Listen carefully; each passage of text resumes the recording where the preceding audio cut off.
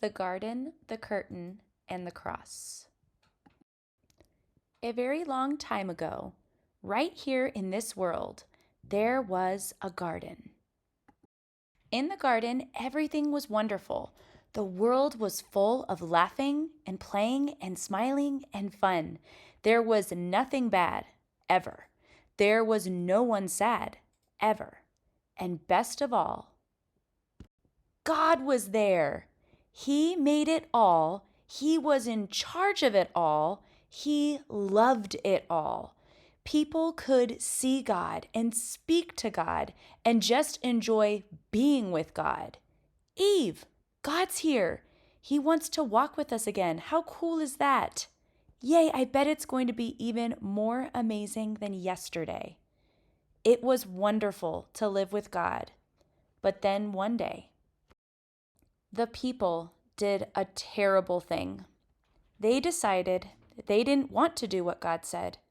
They decided they wanted a world without God in charge. God calls this sin.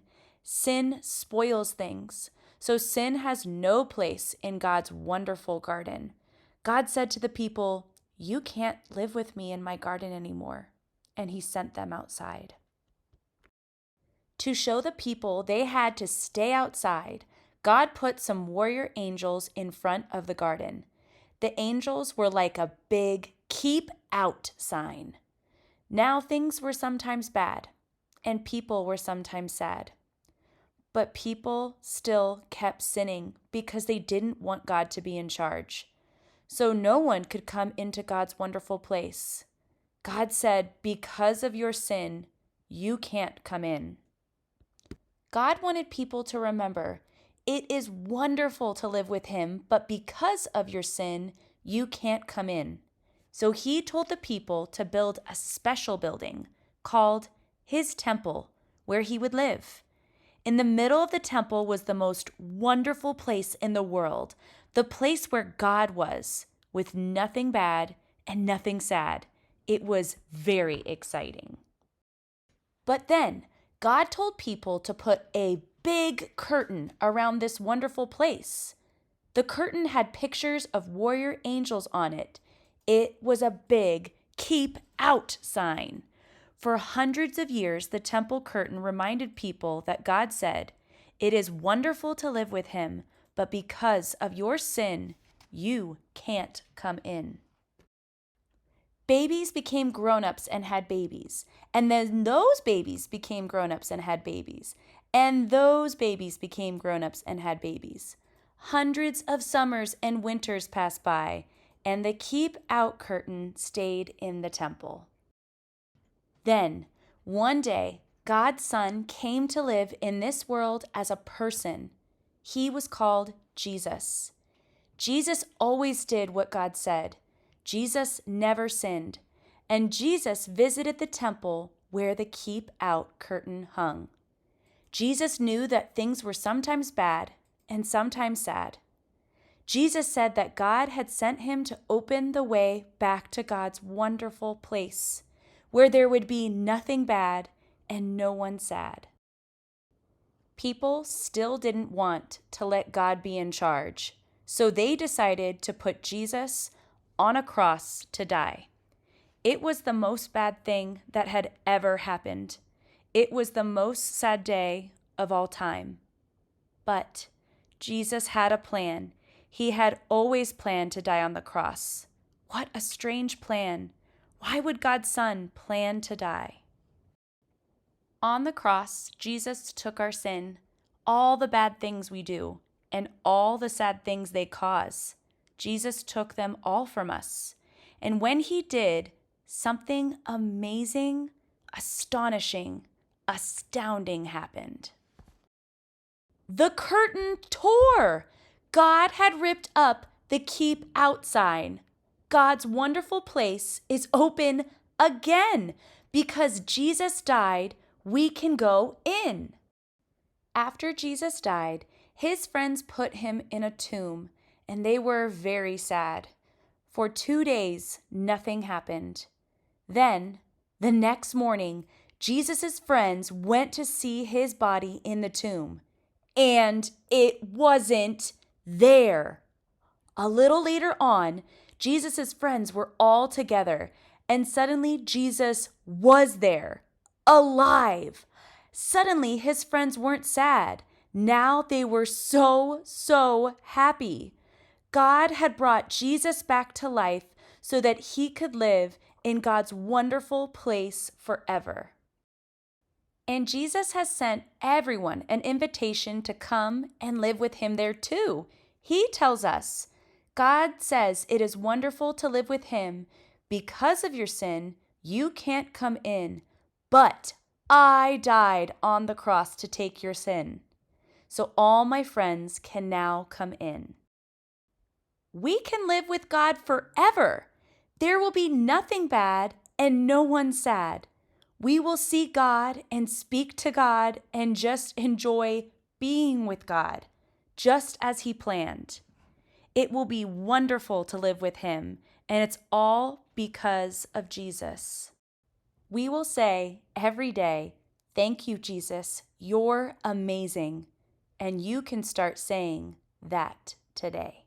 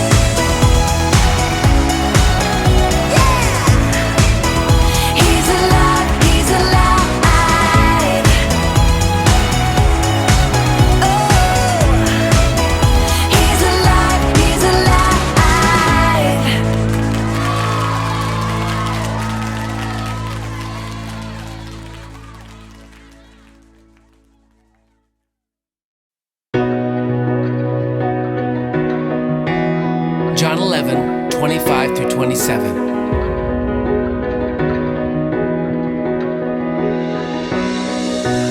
am the resurrection and the life. Whoever believes in me, though he die, yet shall he live, shall he live. I am the resurrection and the life. Whoever believes in me, though he die, yet shall he live, shall he live, shall he live.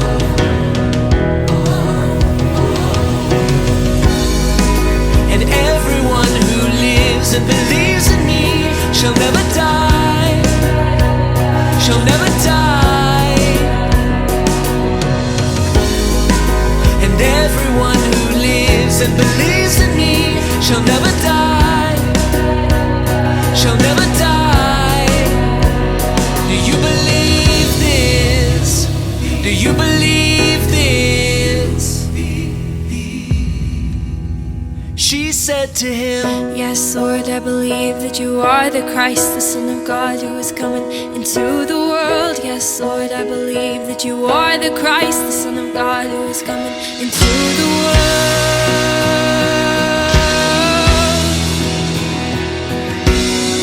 Yes, Lord, I believe that you are the Christ, the Son of God, who is coming into the world. Yes, Lord, I believe that you are the Christ, the Son of God, who is coming into the world.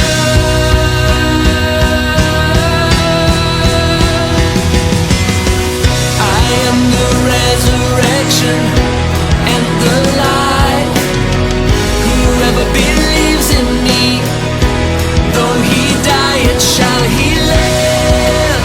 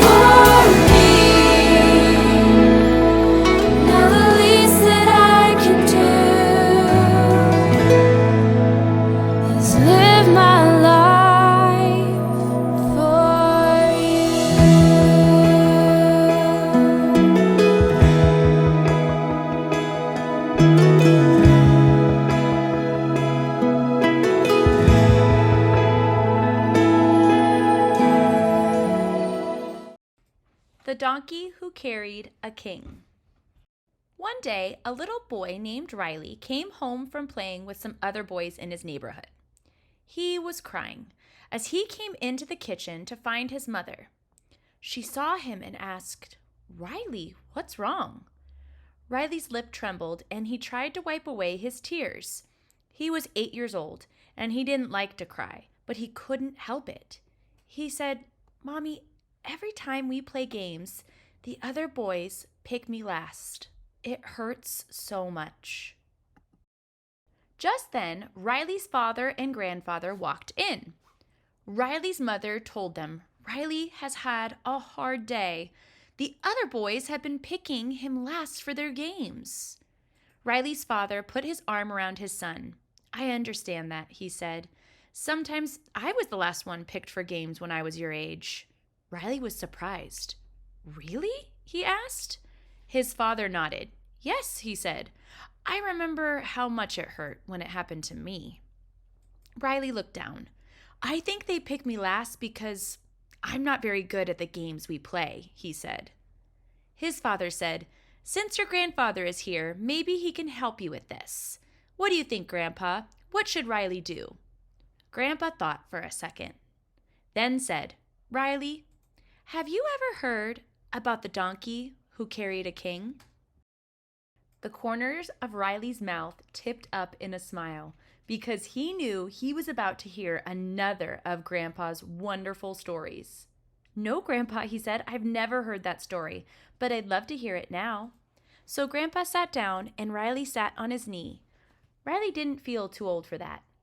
"You know, Riley," Grandpa started, "several years ago, I went to Jerusalem and I saw a funny sight.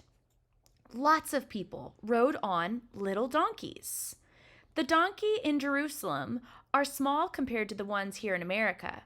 They only grow to be about 3 or 3.5 feet high. The sight of a grown man riding on one of these donkeys made me giggle. The man had to keep his knees bent way up to keep his feet from dragging on the ground. And the little donkey the man was riding just kept going right down the street, bearing the man on his back. I want to tell you about a donkey, just like that little donkey I saw in Jerusalem. The donkey in my story had never been picked for anything. He wondered whether he would ever be chosen to do a job. But one day, he was picked for a very special task. Many years ago, there was a little donkey named Davy. He lived in a village close to the holy city of Jerusalem. He was too young to work, so he was kept in his pen. He had brothers and sisters, but none of them could play with him because they had jobs to do.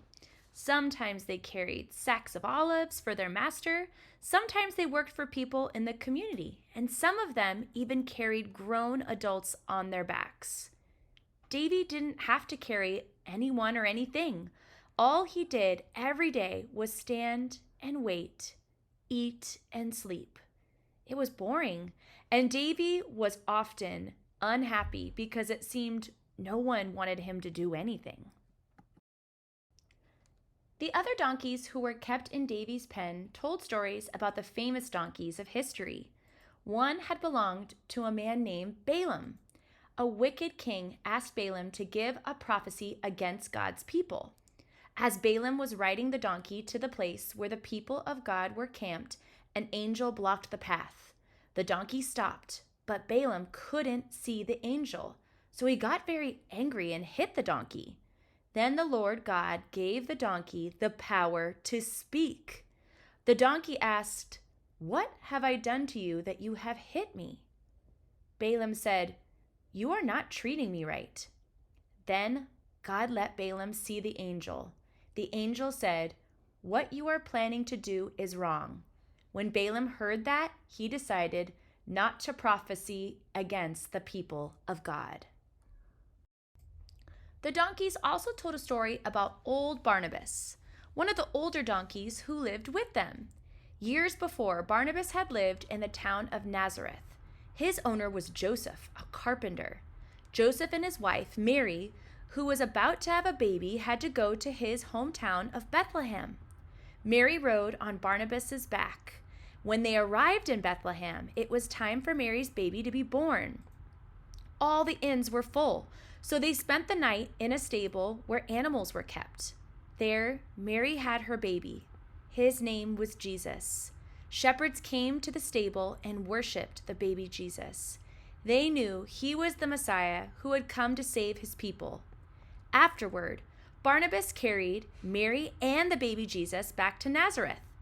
Davy liked to hear about the famous donkeys and the important things they had done.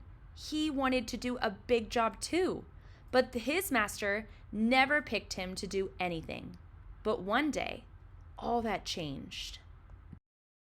It happened one morning when Davy was feeling especially down because he had nothing to do and could only eat and sleep.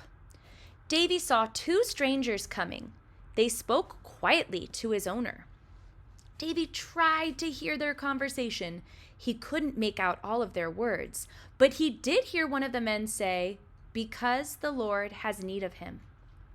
Davy wondered what they were talking about. Davy's owner came to the pen and opened the gate. He brought Davy out and led him to the two men. "Take this donkey," he said. "His name is Davy. No one has ever ridden him before, but I think he will be able to do the job." Davy wondered, what are they going to have me do? Whatever it is, it seems important to these men. They led Davy down the road. Soon he saw a crowd, and the two men spoke to the person who seemed to be in charge and called him by his name, Jesus. Some of the people in the group put their coats on Davy's back. Then, to Davy's astonishment, Jesus got on his back. It felt strange to have someone sitting on his back, but Davy was excited too. He started to walk toward Jerusalem carrying Jesus. As they went down the road, a multitude of people came around and put their coats and palm branches on the ground in front of Davy and Jesus. They began to sing, shout, and wave palms in the air, saying, "Hosanna! Blessed is he who comes in the name of the Lord, even the King of Israel." Davy was amazed by what he was hearing. He thought, "A king is riding on my back. I can't believe that I have been chosen to carry a king." Davy made up his mind to carry the king to the best of his ability. He stepped carefully along the path of coats and palm branches, and he tried hard to carry Jesus smoothly. After Davy and Jesus came into Jerusalem, Jesus got down and patted Davy's back. Davy watched as he entered the temple. Davy felt proud of himself. "I carried the king," he thought. "I must be a very special donkey." The next day, Davy's master decided he was ready for regular work. One of the servants put 2 sacks of olives on Davy's back and set out to deliver them. The sacks were heavy, and they scratched Davy's back. Once or twice, he got so tired and miserable that he sat down in the road. But the master's servant tugged on the rope around Davy's neck and pulled him along. By the time Davy got home, he was very grumpy. "Why did the master make me carry those olives?" he grumbled to old Barnabas. "I carried the king. I shouldn't have to carry ordinary things." Barnabas frowned. "We are donkeys," he said. "It is our job to carry things, whatever the master decides to put on our backs. Every job is important, even carrying sacks of olives, and you should do your best to do it well." "Humph," Davy said. "I don't think I'll ever enjoy this kind of work. I think I'm better at special jobs, like carrying important people." But Davy had to carry things every day. Sometimes he carried sacks of olives. Sometimes one of the servants rode him on an errand for his master. Davy didn't enjoy any of it.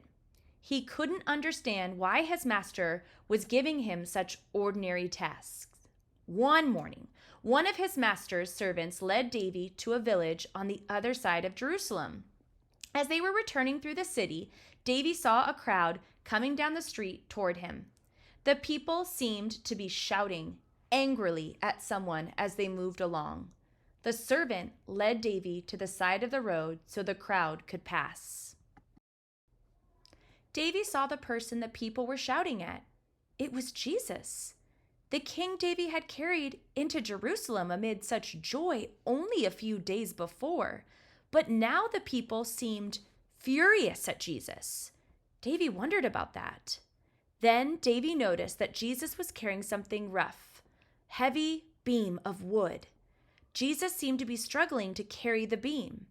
With a gasp, Davy saw that Jesus was hurt. His back was covered with cuts and bruises, and his head was bleeding where it was being scratched by a circle of sharp thorns.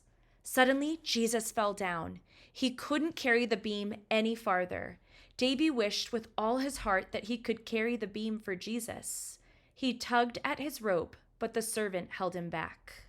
The soldiers who were with Jesus grabbed a man from the crowd and made him carry the beam. The crowd went on down the street, and the servant led Davy away.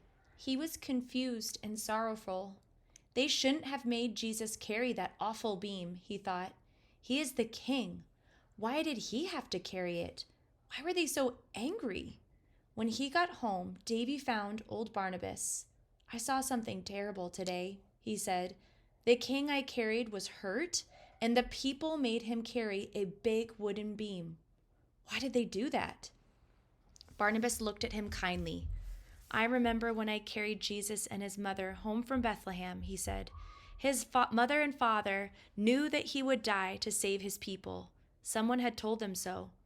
It seemed that prophecy has come true. The king was carrying the beam of the cross on which he was going to be crucified. Davy was amazed. So the king was being a servant to others, he said. Yes, Davy, Barnabas said. It is a terrible thing that he is being treated so badly, but what he is doing is wonderful. Davy was quiet for several minutes. At last he said, If the king was willing to carry that terrible beam, I will not complain about carrying our master's olives. I will follow Jesus' example and be a willing servant. Grandpa looked at Riley and said, Riley, until that day when Davy was picked to carry Jesus into Jerusalem, he had never been given anything to do. His master never picked him for even the easiest task. But the other boys do pick you for your games. So I'd like you to try to be thankful. You have a chance to play. Can you do that for me, Riley? Yes, Grandpa, Riley said. You're right. I know I should be thankful that I get to play, even if I'm chosen last. Good, Grandpa said with a smile.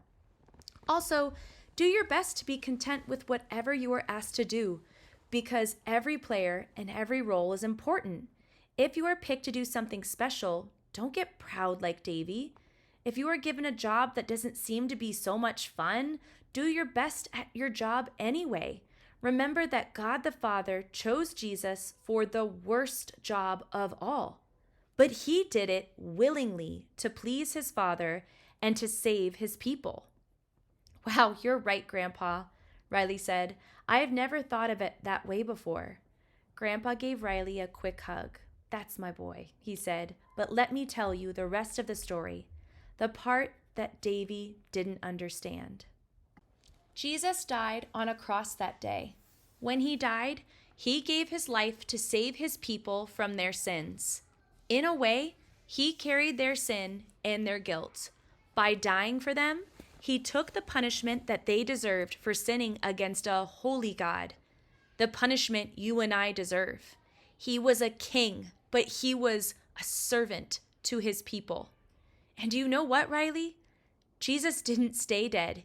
He rose again from the grave 3 days later, and he reigns forever with his Father in heaven. That's the best news of all. Riley grinned. It sure is, Grandpa, he said. He is the greatest king of all, and I want to serve him and do whatever he asks me to do, whether it's a little job or something very important.